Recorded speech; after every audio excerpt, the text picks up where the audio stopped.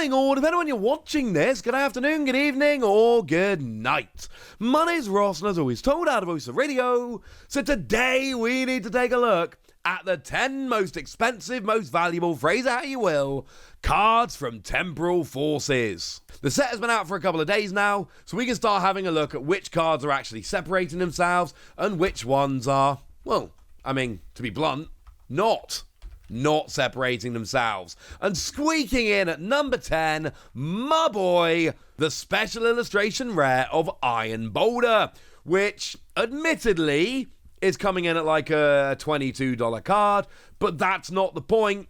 It is coming in at a $22 card. It totally counts, so I feel good about this. Go team!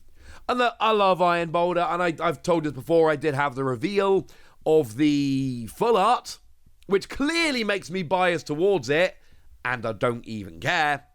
And I love Iron Boulder because I'm a big Terrakion fan, and it's actually a really good card. It's seeing play in a bunch of future decks, because you got 3 energy 220, or 2 energy 60 damage, and if it's attack next turn and damage, even if KO'd, you have to take 8 damage counters onto the attacking Pokemon, which is clearly pretty good. It's a nice little tech in future decks.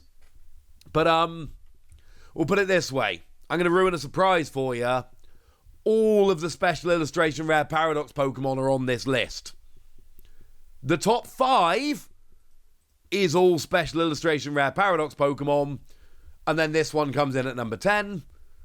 My boy's been done dirty, but that really does tell you everything you need to know. This is the lowest one, and I'm afraid it is the lowest by a little bit of a margin. Boo! At least the full art will be nice and cheap. I need that in my collection. In at number 9, we got the special illustration rare of Eri, which was actually revealed by my good friend, the lovely Joe from Cerebi. So yay! And this is coming in at about $28. Call it $28. And look, partly this is going to be an art thing. People like the cards that have a bunch of different Pokemon on. And here you've got Annihilate, you've got Lucario, you've got Persimmon, you've got Toxicroak. There are a bunch of Pokemon sitting there with Eri on the card, which is awesome. And it is a decent card. Your opponent reveals their hand, you get to discard 2 item cards from it. It is a disruption card that is absolutely seeing some play over in Japan. It's not a staple in every deck by any stretch, but it is seeing some play. So you know what? That's pretty cool. Coming in at number 8, we've got Prime Catcher.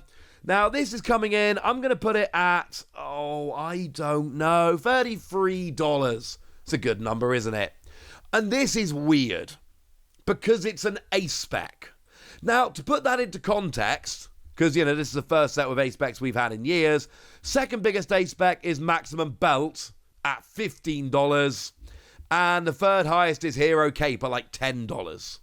This is 33. This isn't just higher than the others, it's more than double second place. This is the big ace spec. But as I've been telling you since literally the day it was revealed, this is the big ace spec. That is absolutely true. It's gusting plus switching on an item card. It's absurdly good. And we all know there are going to be some decks, a bunch of decks, that specifically want another ace spec. And Pokemon have done a way better job this time round than they did back in Gen 5 of making that true. But I'm telling you right now, this is the de facto. By all means, go and play Reboot Pod in a future deck, and I will, thank you very much. But if you're going to be playing any deck generally, Prime Catcher is your starting point, and then you see if there's a reason to go away from it. In at number 7, we've got the special illustration rare of Bianca's Devotion, which is coming in at, this one's all over the place. I'm going to call this one $36. Looking at TCG Player, checking eBay, it's a little bit odd. The prices, it's still early, so the prices are still a little bit round the houses, but let's put it there. And look, Bianca's a popular character. You got Musharna there doing its thing, and it's all, as a card, I like it. Heals all damage from one of your Pokemon with 30 HP or less remaining, which is lovely, but it's not exactly seeing huge amount of play everywhere. It's a decent enough card, but it's really lovely artwork with Bianca. Speaking of lovely artwork on supporter special illustration rares, how about Morty's Conviction, which incidentally is massively helped out here by the fact that there is a Gengar on the artwork. People like Gengar. And that means that as soon as you put Gengar on a card, all of a sudden people become way more interested in it, which does make perfect sense. As a card, you discard a card from your hand and then draw one for each of your opponent's bench Pokemon. Drawing 5 is nuts, it's ridiculous, but there is a strong argument here that it is fine, we'll see some play, but not be a staple. Now, in at number 5, we start our run of special illustration rare Paradox Pokemon with Gouging Fire, which is coming in pretty much dead on $45. Little bit of a jump coming on here. And Gouging Fire is one of those Pokemon, and as always, argue with me in the comment section, although do so nicely, of course, I'm not sure anyone can figure out if this card is great or just pretty good. 2 energy 60 is fine, 3 energy 260 and it can't use that attack again until it leaves the active is pretty gosh darn nice. And everyone's been treating this like a fringe card, but then like yesterday it went and won Thailand Regionals. So maybe it's actually properly legit. This is a card to keep your eye on because it's the second lowest of the Paradox Pokemon now, but this one could keep jumping if the deck is legit. In at number 4, we got Walking Wake. And again, I didn't mention it a second ago, but T0 is doing all of these special illustration rares, and they are amazing, and I love them. But here, you've got an ability that says damage from its attacks aren't affected by any effects on your opponent's active Pokemon. And then for free energy, you do 240 if they're affected by a special condition. Yeah. Is it a staple? Is it the most important ancient Pokemon? No. Does it give you an option against anything that might be blocking you while doing pretty good damage? Yeah. Yeah, it does. Now, in at number 3, we got Iron Leaves, and this is a Walking Wake, I should have said. I'm putting it dead on $60. Although it was at the top of the screen.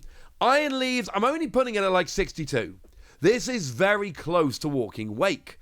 But this is a card that is seeing a bunch of love, and you can see the reason why.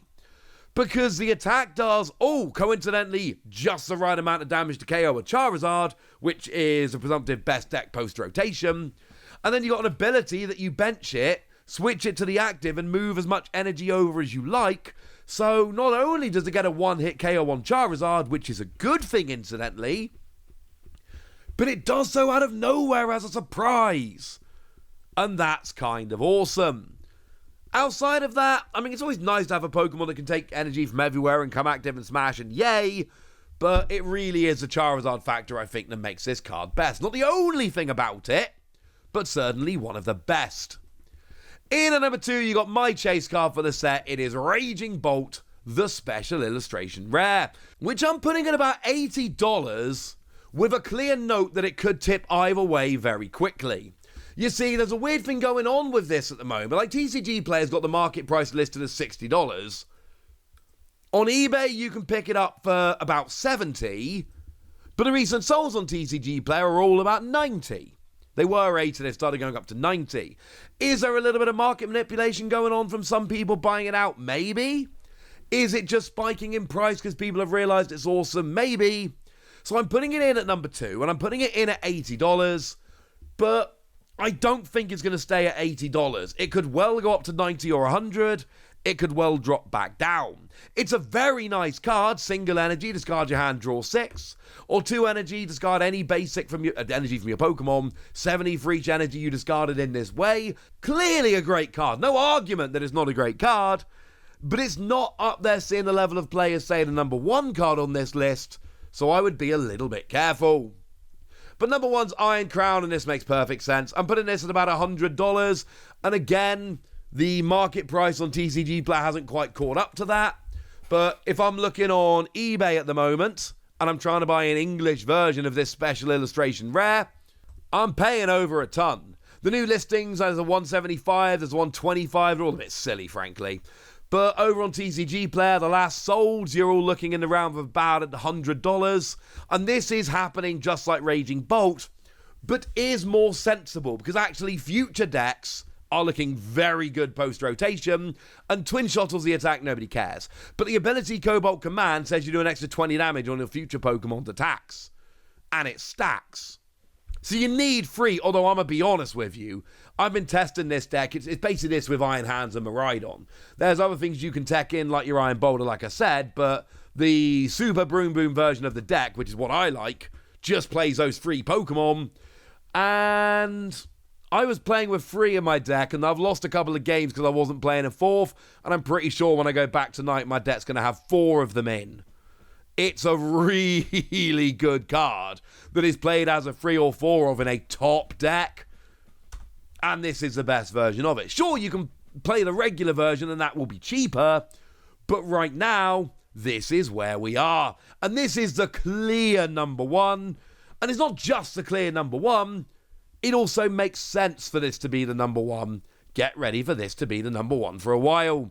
Right, there you go. That's what you need to know. And now it's over to you guys. Tell me which of these cards you've pulled. Tell me which of these cards you want to pull. Tell me anything you want to tell me in the comment section. Good us. Be nice. And then make sure you like this video, subscribe to this channel, follow me on Twitter at TheWasi. That's where we talk about Pokemon and a bunch of other card games. And please do consider checking out patreon.com/PTCG where you can support the channel, get some bonus podcasts and all kinds of fun things. And get shoutouts on the channel like the lovely AB3, who's been a supporter of ours for a while now and is a very lovely person. So shout out to them for the support and the loveliness. But by far the most important thing as always, look after yourselves till next time, would ya? Thank you very much for watching. My name's Ross, and you've been watching PTCG Radio.